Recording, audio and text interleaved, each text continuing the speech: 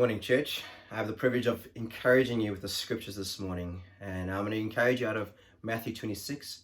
In Matthew 26, it's the night before Jesus crucified. So a massive storm is about to hit them of the crucifixion, and just Jesus is preparing his church, the disciples, and he's preparing himself for this hectic storm.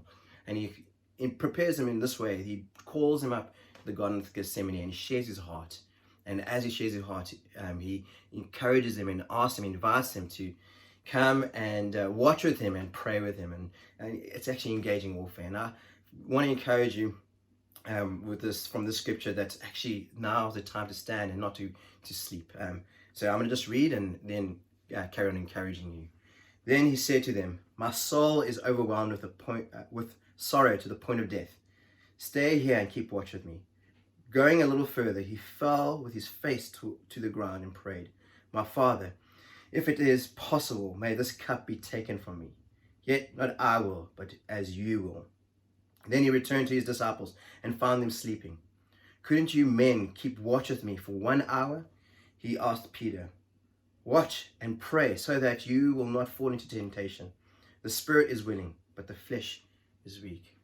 So yeah, and his encouragement over here, and actually his invitation to come and share with what he has is God's heart and carrying this burden with him, amazing invitation. But we see that the disciples actually fall asleep and they don't take this opportunity to partner with Jesus. And it's easy for me to go, "Haha, you're not doing it." And yeah, I just felt the Lord, even as I was reading the scripture in my quiet time a few weeks ago, the Lord saying you can fall into the same trap, City. With Corona coming, it's a massive storm and it's affecting the world in such devastating ways. People are dying. People that don't know Jesus are dying without the knowledge of God's salvation. People are falling sick. People's faiths are being tested.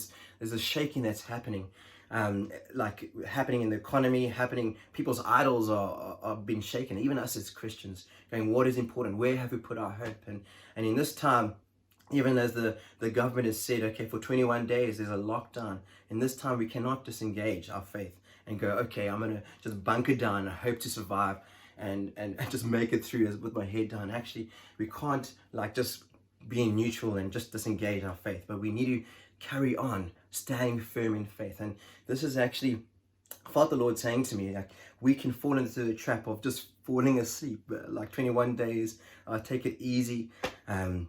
And maybe because our routine's been shaken, something can happen where we could just watch series or even engage in just the world's thinking and not be engaged into faith and engaging with the Lord and seeking the Lord and watching with the Lord and praying with the Lord. And the Lord spoke to me and saying, "Seti, you can't do that. You need to be careful." And I want to encourage you. We need to be careful. And then he encouraged me, this is how we make sure that we don't do that. And he gave me 2 ways, and I'm going to just share that with you right now.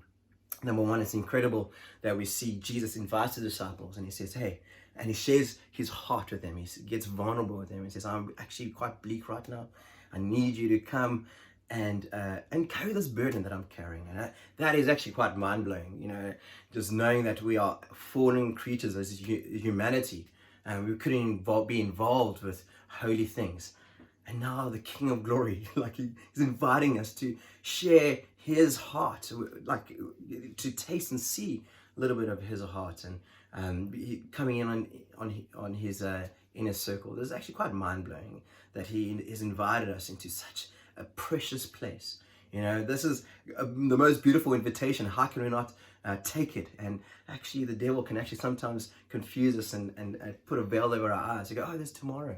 But actually today, this morning, every day, let's actually take Jesus up on his offer as he calls us saying, "Come, I want to show you my beauty. I want to show you my love." And then we're going to dive into it and say, "God, I want to see your face. I want to see your goodness."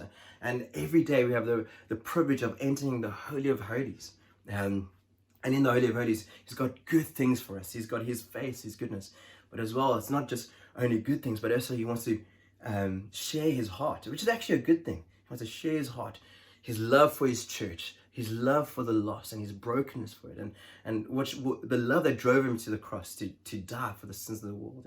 And he actually wants to break our hearts for what broke his. And we can only get that when we like push in and we don't disengage, but actually, God, today you have something for me and I want to draw near today. And yeah, so that's how Jesus starts. He wants to reveal something beautiful to us, and we need to go in and draw near. And so even with this revelation, then he not only says, okay, live with this revelation, but then he says, okay, now come and watch with me, pray with me. And I believe this is actually a powerful thing, praying and watching. It's not a passive thing, but actually it's a spiritual warfare, praying and like advancing God's kingdom against the resistance of the enemy, and getting God's heart and then praying. But he starts off by saying, speaking to the disciples, saying the enemy wants to tempt you and wants you to fall in temptation. And he starts with us going, okay, you need to pray for yourself that you would not fall. And I'm reminded of the Hebrew writer. It's in Hebrews chapter 2, verse 1. It says, if we pay close attention to Jesus, to the maker, to this glorious light, Jesus, we will not drift away. And if we disengage our faith, we will drift away. That's what happens when we disengage. But actually, just even as the Hebrew writer encourages, and Jesus is going, come and pray, engage, take a look, and even that praying and seeking Jesus, it's going to draw us closer, and we will not stumble, we will not fall as we stay engaged with Jesus and stay engaged in his love. As we abide, we will bear much fruit. So it starts off with us and owning my relationship with Jesus, and then as I live in that place of working out my salvation with fear and trembling, and then the Lord has encouraged me through the scriptures to actually encourage others, to be concerned with others, because God also has not only a heart for you, but he wants you to have a heart and catch his heart for his bride, and for other people. And so starting with the bride, I want to actually read from Hebrews 10:24. It says, and let us consider how we may stir one another towards love and good deeds. And again in 3:13, but encourage one another daily, as long as it's called today, so none of you may be deceived by the deceitfulness of sin. And yeah, just even that writer was writing like in times of hardship, in times of suffering, just like we are right now. And he was concerned with those who were drifting away. And he's encouraging the church, actually, don't just only be concerned about your salvation, actually be concerned about others. With that, I would actually want to encourage you, even as you might feel weak in the faith, actually consider, how can you phone a brother in your community or a sister in the congregation and encourage them? Ask the Lord for his heart for people, for words of encouragement. Maybe even phone. This is what Chris and I do. We phone and send videos and make people laugh. That can also brighten people's day. Even consider maybe phoning and just saying, just listening to people and hearing how their days are. And so we need to be even concerned with those who are in our church, in our community, and loving Jesus' bride. And even in this time, still preparing the bride, working on the bride, equipping the bride for Jesus' return. We don't stop being Christians. We don't stop being the church. Actually, we continue.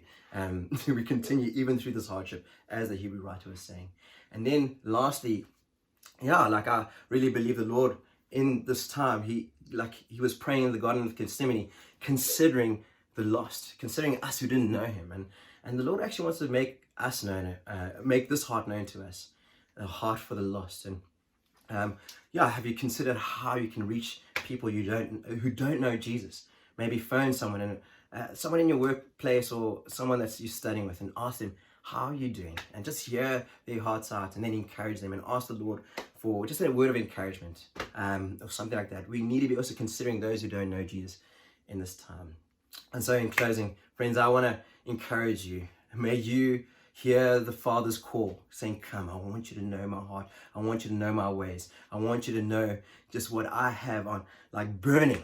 My heart's burning for my church. My heart's burning for the lost. And my heart is burning for you.